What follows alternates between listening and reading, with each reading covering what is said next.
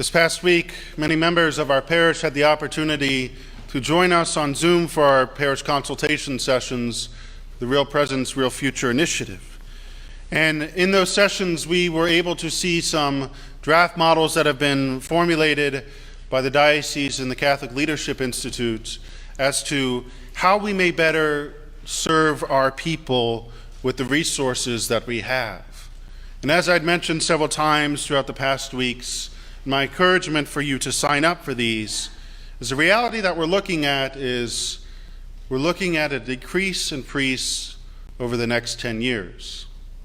Currently, we have 105 parishes in our diocese with 96 or 7 active priests to serve those parishes. In 10 years, we'll have 60 priests who are able to be pastors, 12 who can be associates or parochial vicars. And so these draft models are intended to find out how we can best serve the people of God by offering the sacraments with a greatly reduced number of priests. And so on Monday and Wednesday, we as a parish of Church of the Ascension got to see our draft models. And many of us were concerned by what we saw, which is ultimately that Church of the Ascension will not have a resident pastor in the future. Now, that doesn't mean that the sacraments will not be here. That doesn't mean that Mass will not be said in this building. It simply means that we'll be sharing a pastor with another parish. And currently, they have us listed as being joined up with the Church of the Resurrection in New Albany. And if you look at those draft models, they say that there are 2 priests serving the 2 parishes. And if those models come to fruition, what that means is there will be 1 pastor over both parishes with an associate assisting. Now, seeing that and recognizing that as a possibility, as no decisions have been made, we have a lot of work to do we not? One of the great things about being in now the city of Johnstown is that we are a growing community. We really are. Johnstown is primed for growth. But over the years, as the city of Johnstown has grown, Church of the Ascension has not. And it's actually interesting because looking at the numbers, we have actually decreased in numbers as the numbers for Johnstown have increased. And there's a reason for that. And I'm not exactly sure what it is, but there is a reason. And so as my appointment as your pastor this past July listed my appointment as 6 years, renewable by another 6-year term, I could say that there's still a lot of work that we have to do. There's still a lot of things that we can't accomplish. And perhaps in that 6-year time, we can find ourselves in a very, very different situation. But that takes all of us. It takes all of us. Not just me, but you, and especially you. It's interesting because I did a mail merge of our parish soft records because next week you'll all be getting a pastoral letter from me for the season of Advent mailed to your homes. And I was shocked to learn that although we record a registered 399 active households, the amount of addresses that were populated was somewhere closer to 750 households. And I was very interested in that, and so much so that I went through the addresses and I kept looking at them and trying to figure out where some of these addresses were. And a lot of them were from Johnstown or Pataskala or Granville or New Albany. People that are still here, but not coming to Church of the Ascension. Of course, some of them were out of state. Some of them had moved on, gone to other places, maybe perhaps for work or whatnot. But the reality is although there may not be 750, there is certainly more than 399.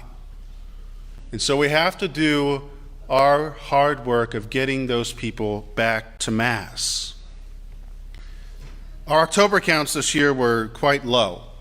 I don't think any Mass broke 200. But we have the people. We certainly do.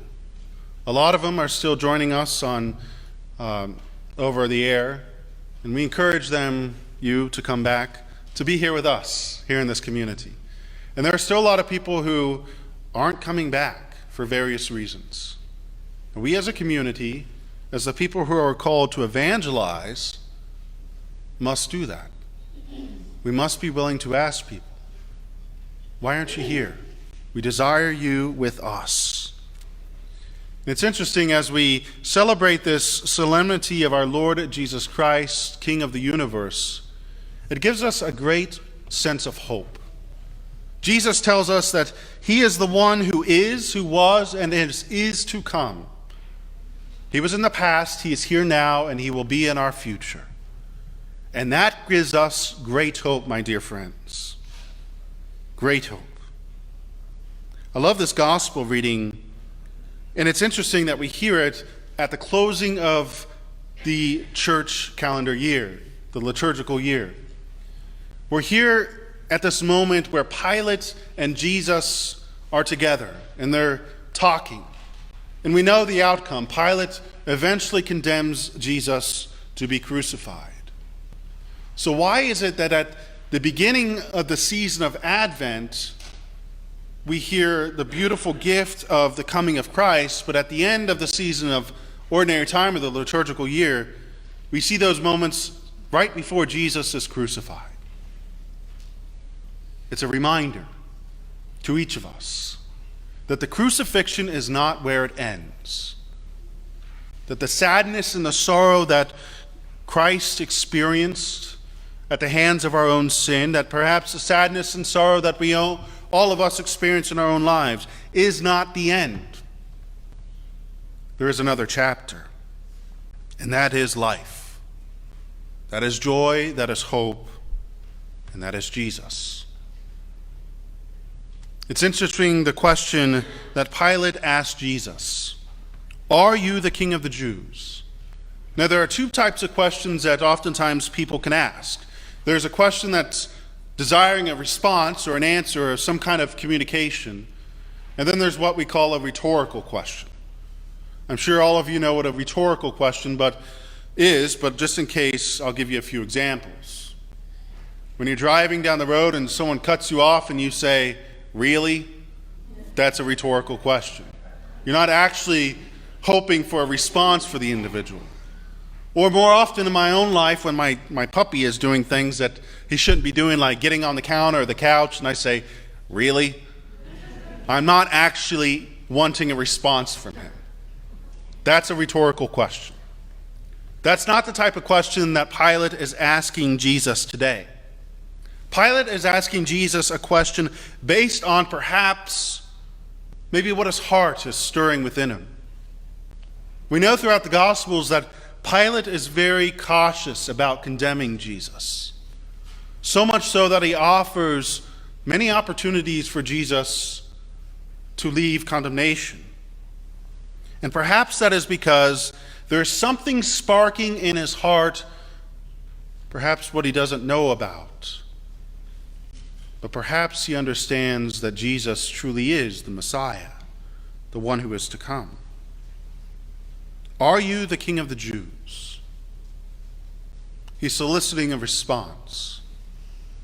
And maybe his voice is saying that question or asking that question, but maybe the question that the heart is asking is, are you my king? Are you the one I've heard about? And Jesus, of course, says, do you say this on your own, or have others told you about me? And this is the juxtaposition, if you will. He's wondering whether or not Pilate's heart is stirring him to ask this question, or rather the crowd outside condemning him. Crucify him. Crucify him. Is it them? Are those the ones who are bringing you to ask this question? Because you know the Pharisees, the Sadducees, the Jews, they can't condemn Jesus to death because he claimed to be God or the Son of God or the Messiah. There's no law against that. And so they take him to Pilate and try to get Pilate to understand him to be a king. Because if he is a king, if he is who he says he is, then Pilate can react to save his own kingdom. Jesus was not crucified because he claimed to be God. He was crucified because people thought of him as a king. And if you think about it, look at the cross. Above it, we see written, King of the Jews, not the Messiah, the Son of God. King of the Jews. Pilate's heart is asking this question. Are you a king? My kingdom does not belong to this world. It doesn't. Christ's kingdom is not limited to earth. It is much, much more than that. And as members of this kingdom, as subjects of this sovereign, we are not limited to this earth either. Of course, we are here for a time being, and we are here to do work, to roll up our sleeves, to do something, to spread this gospel so that people understand that this earth is not just what it's about. It's not simply that we live and we die and that's it. It's something much, much greater than that. Something that gives us an eternal sense of hope. That perhaps what we perceive isn't reality. Perhaps what we define, maybe there's more to it. Maybe God has given us more. Then you are a king, Pilate says. Jesus says, you say I am a king. For this I was born, and for this I came into the world, to testify to the truth. Everyone who belongs to the truth listens to my voice. Jesus, in many ways, is giving Pilate an olive branch here, an opportunity. If you listen to the truth, you listen to my voice. You hear these words as gospel. Whoever lets himself be led by what is true will be brought into communion with Christ. Just like Pilate experienced in those moments, the crowds behind him yelling, crucify him, trying to change his mind, trying to get him to do something that perhaps he knew he should not do, trying to influence him. How many times in our life do we allow those around us to influence our own decisions, to go against our own conscience, to go against what we know and proclaim as truth, because it's simple and easy to answer to those who are yelling at us and bogging us down, just simply to get them to stop so we can think. But by the time we get there, we have already made a decision, haven't we? And so, what our Lord is teaching us in this gospel today is not to allow culture to influence us against truth. We cannot define truth by what culture tells us it is, because they are lying. Because they themselves know no better.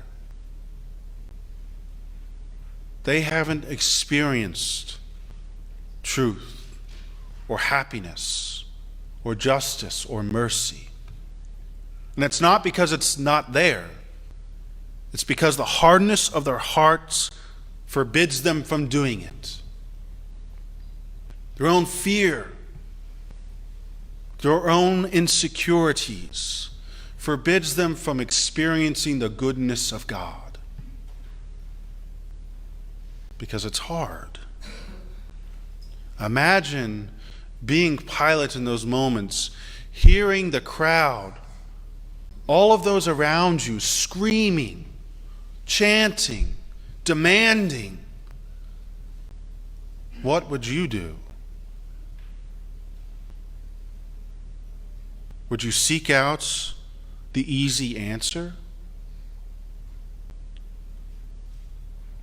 Thank God we were not in that position. But in many ways we are we not? Because each day of our lives we have the opportunity, the choice to choose between what is true and what is not. We have the choice to choose for God or against Him. There is no gray line in between. It's very white and black. For God or against. Culture tells us, society tells us, we see it over and over again in our media, everywhere, our own families, that society and culture seek out what is false because it's easy. We don't have to give answers. We don't have to experience consequence. It's easy. Following truth is not easy. It's not convenient.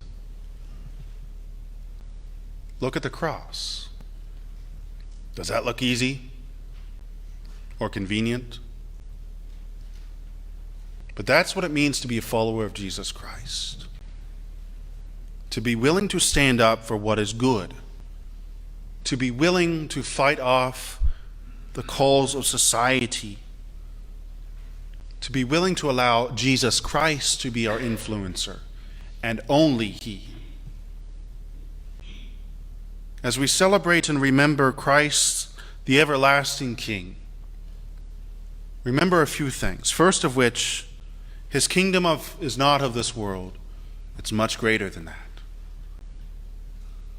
As His subjects, we are not called to remain in this world. We are called to live in it for a time and change it while we're here. Be willing to respond. That's the only way that we can truly proclaim ourselves as followers of Christ, the Alpha and the Omega, the one who is, who was, and is to come, the Almighty.